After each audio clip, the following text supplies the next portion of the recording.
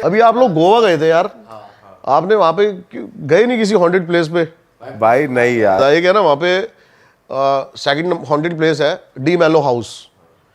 बहुत interesting story है भाई उसकी भी। बताओ। और मेरे हिसाब से आपको दिन में वो घर देखना चाहिए था यार, किसी क्या इतना प्यारा, मतलब पुर्तगाल के टाइम का वो जो घर बना हुआ था, और बहुत ही प्यारा उसका स्ट्रक्चर, जो भी स्ट्रक्चर था बहुत ही यूनिक। ईंटें भी लगी हुई थी वहाँ पे, इटालियन ये सब। मैं तो गया था भाई, मैं तो मतलब मैंने कहा यार इतना, लेकिन आज भी वो पूरा का पूरा अबेंडेंट पड़ा हुआ है। उसकी भी बड़ी तगड़ी स्टोरी है। क्या स्टोरी है भाई? दो भाई थे ये, और दोनों भाइयों में ना उसी प्रॉपर्टी को लेके डिस्ट्रीब्यूट चल रहा होता है, लेकिन रहते साथ में ही है। अब इनके माँ बाप भी नहीं होते, इनकी शादी भी नहीं हो रही, दोनों साथ में रहते हैं, लेकिन फिर भी थोड़े से, अब जो छोटा वाला भाई होता है ना वो थोड़ा ज़्यादा जिद्दी होता है। इनकी अलग एक बैंगलोर में भी प्रॉपर्टी होती है, तो वो उसको कहता है कि भाई तू बैंगलोर वाली प्रॉपर्टी ले ले और मेरे को ये प्रॉपर्टी दे दे तू पूरी। अब दोनों भाइयों में इतना ज़्यादा झगड़ा होने लगता है ना कि वहाँ के पड़ोसी इनसे इतना ज़्यादा परेशान हो रखे होते हैं। रोज़ जब भी कोई इनके घर के बाहर से निकल रखा होता है तो यही चिल्लाने की, चीखने की यही आवाज़ें आ रही होती हैं, लड़ाइयों के उसमें पूरी।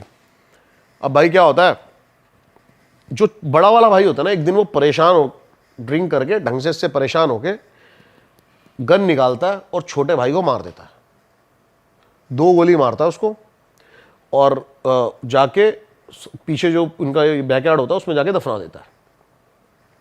अब थोड़े टाइम है ना उसको नॉर्मल होने में लग जाता है, महीना 1.5 महीना हो जाता है। पड़ोसी को परेशान हो जाते हैं कि यार वो अब इनके घर से आवाज़ें नहीं बंद हो गई हैं, लड़ाई नहीं हो रही आजकल, ये नहीं हो रही।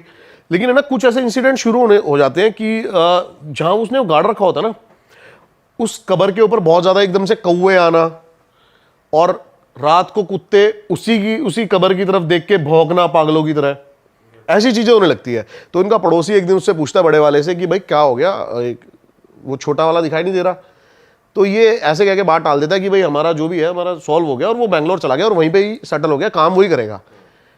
लेकिन धीरे धीरे ना भाई उसकी दीवारों पे है ना कुछ लिखा आना शुरू हो गया। वो घर की दीवारों पे वो रोज सुबह जो बड़ा भाई है वो उठता था ना, तो देखता था कि दीवारों पे लिखा हुआ इंग्लिश में कि भाई मेरा घर छोड़ दे, ये मेरा घर है। ऐसी चीजें होने लगी उसके साथ, और वो बहुत ज्यादा डिप्रेशन में जाने लगा, बीमार होने लगा। और एक टाइम तो बताते हैं ऐसा आ गया था कि वो शीशे में खुद को देख के ना माफिया मांग रहा है, लेकिन बताते हैं कि शीशे में उसको उसका भाई ही दिख रहा होता था। ऐसी चीजें होने लगी, और उसके जो भाई की आत्मा है वो उस घर में आ गई, और उसके बाद उसको वो दिखने लगी। सुबह जब वो उठता था उसको प्रॉपर वही गन शॉट लगे हुए हैं, सड़ा बंदा कोई बैठा हुआ है, ये सब दिखने लगा उसको प्रॉपर। अब वो परेशान हो गया और उसने भाई सुसाइड कर लिया वहां पे, बड़े वाले भाई ने, उसी घर में।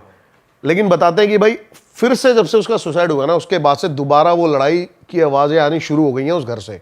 दोनों आपस में लड़ रहे, अब आत्माएं लड़ रही हैं प्रॉपर्टी के लिए। और भाई साहब मैं गया था रात को उस घर में भाई, मेरे को ऐसा कुछ मिला नहीं ना, मेरे को ऐसा कुछ सुनाई दिया। रात ही हो गए थे, 10-11 बजे के बाद ही। लेकिन आपको महसूस हुआ था कुछ? नहीं, मेरे को ऐसा महसूस नहीं हुआ भाई, नहीं ऐसा महसूस नहीं हुआ।